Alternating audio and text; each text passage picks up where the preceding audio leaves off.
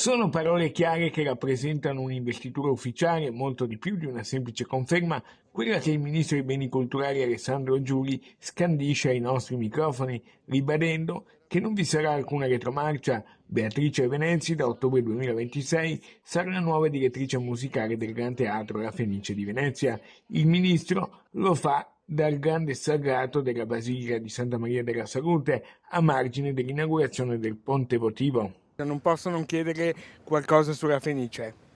E non posso che ribadire quello che ho già detto, e cioè che Beatrice Venezia è la persona giusta al posto giusto. Il ministro smentisce anche categoricamente le voci di un possibile dirottamento della direttrice nominata verso Trieste. Smentisco recisamente, anche perché le fonti non soltanto sono fidedegne, ma sono totalmente inattendibili e maldicenti. Senta, lei ha sentito Venezia in questi giorni?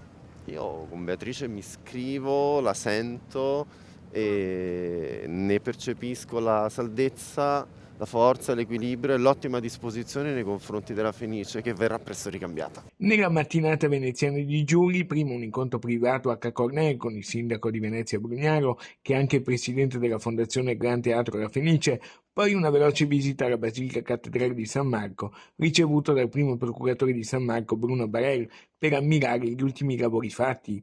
Sullo sfondo, sempre alla Fenice, la spada di Damocle della protesta degli orchestrali contro Venezi, che potrebbe nelle prossime ore mettere a rischio o condizionare pesantemente la clemenza di Tito, prima assoluta della stagione. Come ha ritrovato Venezia in questa giornata importante? Sempre meravigliosa, sempre più luminosa, in una giornata particolare, con un momento di condivisione comunitaria, con la cittadinanza, con il sindaco, con tutte le autorità, molto molto significativo.